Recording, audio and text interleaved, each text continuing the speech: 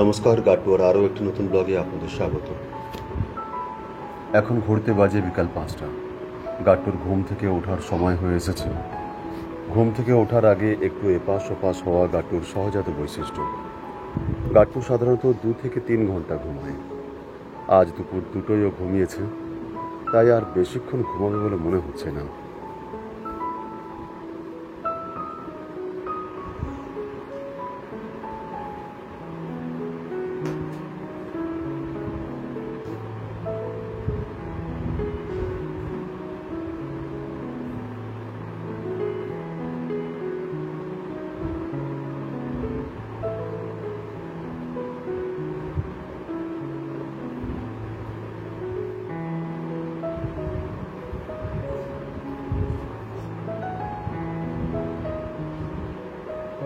অবশেষে গাট্টুর ঘুম ভেঙেছে।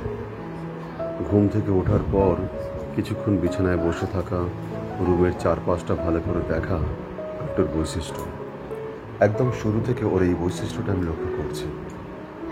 গাট্টুর টেডি বিয়ারগুলোকে ওর চারপাশে রেখে দিতে হয়, কারণ ওর টেডি বিয়ার খুব ভালোবাসে। ওর প্রায় সময় ঘুম থেকে ওঠার পর টেডি বিয়ারগুলোকে পেতে চায়।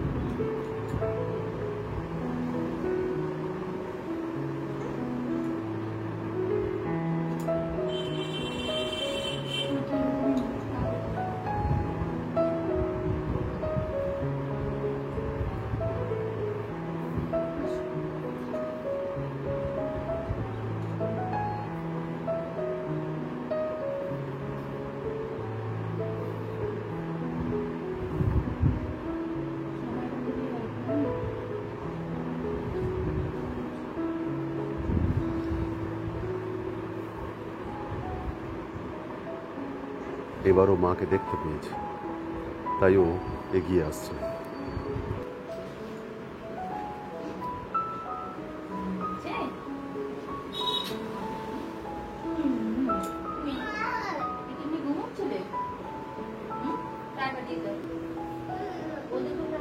এখনও প্রিয় টেডি বিয়ারগুলোর সম্পর্কে কিছু কথা জেনে নেওয়ার পালা।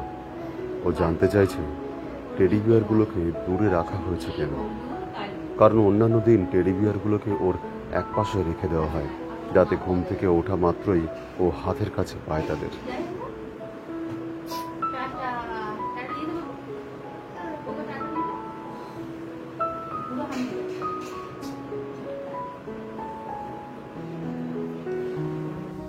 গাট্টুর ঘুম থেকে ওঠার পর মায়ের প্রথম কাজ ওকে টয়লেট করিয়ে নেওয়া।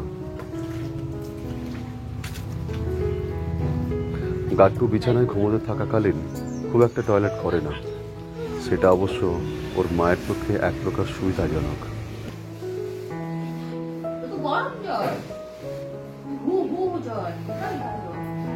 এবার ওর মা গাট্টুকে জল খাওয়াবে। গাট্টুর জন্য আলাদাভাবে জল ফুটিয়ে বোতলে ভর্তি করা থাকে।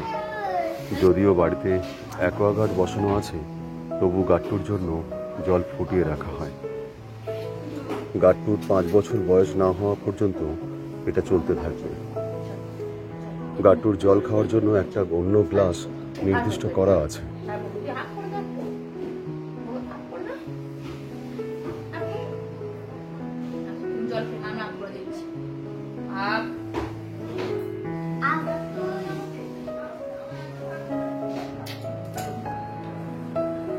ইদানিং যখনই জল খাওয়ানো হয়, গাট্টু বোতলের ছিপিতে জল খেতে চায়। তাই ওর মন রাখার জন্য শেষ পর্যন্ত একটু জল ছিপিতে করে দিতেই হয়।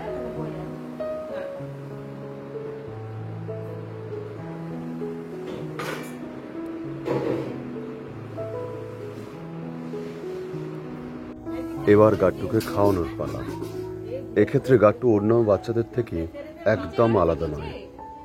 ওকে খাওয়ানো ওর মায়ের কাছে সব থেকে কঠিন কাজ। গাট্টুকে খাওয়ানো গাট্টুর মায়ের কাছে একটা যুদ্ধ জয়ের সমান।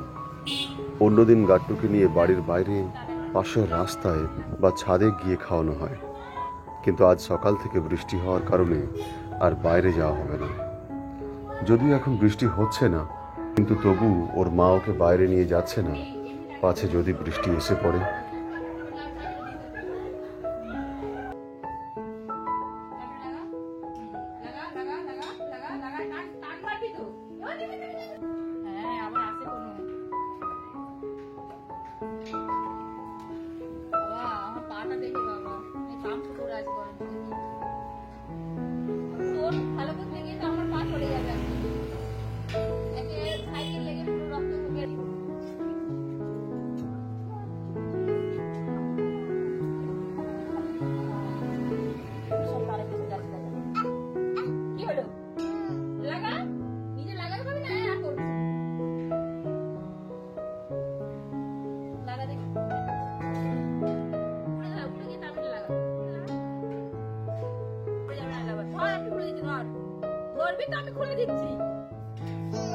পেরেছিস?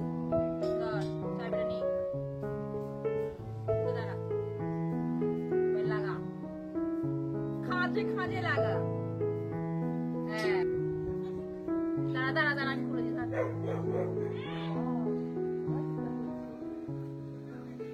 ওই দেখ।